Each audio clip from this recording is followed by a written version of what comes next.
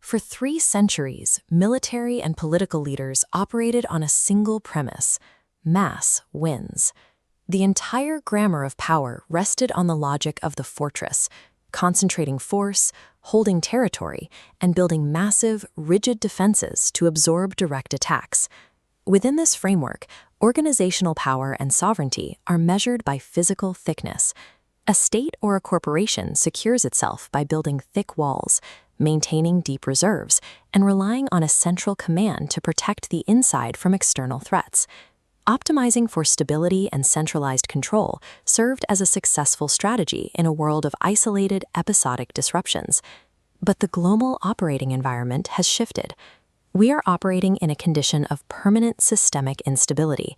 Continuous, overlapping disruptions now feed off each other and amplify their destructive force across borders and industries. The Iberian Peninsula blackout of April 2025 provides a documented baseline for this shift. In 5 seconds, a frequency oscillation triggered a cascade of automated generator disconnections, losing 60. Sovereignty rests on the capacity to maintain the continuous movement of authority, information, and energy, while the surrounding network is actively being severed. This environment requires a specific operational framework. The Aquarian Systematic Resilience framework calls this flow sovereignty. Legacy strategies relied on boxing, attempting to block and absorb kinetic force with sheer mass. Flow sovereignty requires strategic jujitsu. A resilient system redirects the energy of a disruption through pre-engineered pathways. Instead of trying to freeze the network to block an attack, the system's own momentum activates active stabilization protocols that reroute critical flows. Survival depends on the intentional use of graceful degradation. Organizations must pre-identify which peripheral systems can be sacrificed to protect the integrity of core functions. Building this architecture starts with the first pillar: time, specifically the engineering requirement of islanding. During a failure, critical subnetworks must be able to detach and balance themselves independently to stop a local fault from propagating. This model establishes the hierarchy of node autonomy. At the peak is the pivot domino. These are the nodes like primary clearing ledgers or water treatment controls, whose failure triggers a terminal, multi-domain collapse. These dominoes must meet the 72-hour survival metric. Within 10 seconds of external denial, the node must maintain 100% function for 3 days. This window is where system shocks either stabilize or become fatal. Institutional survival is a mathematical equation. It is determined by what you are willing to purposefully sacrifice to keep your pivot dominoes alive. The second pillar addresses authority.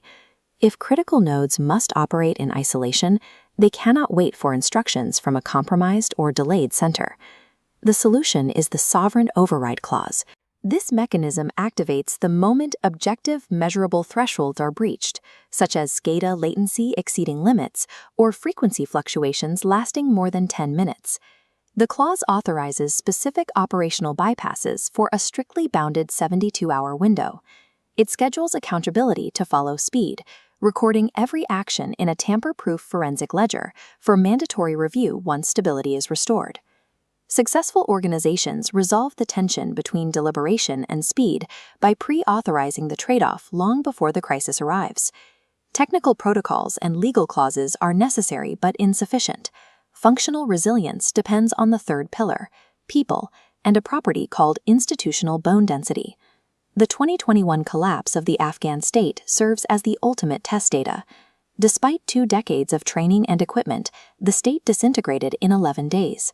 A mesh network simply amplifies the existing qualities of its nodes. If those human nodes lack integrity or mission alignment, the decentralized architecture only accelerates the collapse. The Human Integrity Density Audit allows institutions to ruthlessly classify decision-makers based on situational reliability. You identify the guardians capable of autonomous command under maximum stress, and ensure the wards, those prone to hierarchy addiction or paralysis, are bypassed during emergency protocols. No backup system can save a network if the human beings operating it freeze or defect under extreme pressure. Managing a distributed mesh requires a different model of executive authority, the sovereign weaver. Legacy leaders held power through brute dominance and the hoarding of decisions. The sovereign weaver is defined by maintenance. Their authority derives from their ability to tie the network together, cultivating trust across nodes and embedding clear mission intent into the institutional culture. They prepare the system for a future where algorithms manage infrastructure, ensuring that controllability and accountability are treated as first-class architectural requirements. In a networked world, the most durable form of leadership is custodial.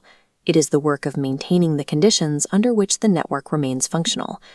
Every modern institution faces an unavoidable strategic crossroads today. You can choose to remain optimized for stable conditions, rely on hierarchical command, and accept the risk that the next systemic cascade will find you unprepared. Or you can begin building the architecture of flow. You map your pivot dominoes, pre-engineer your degradation pathways, and audit your human integrity before the disruption makes the choice for you.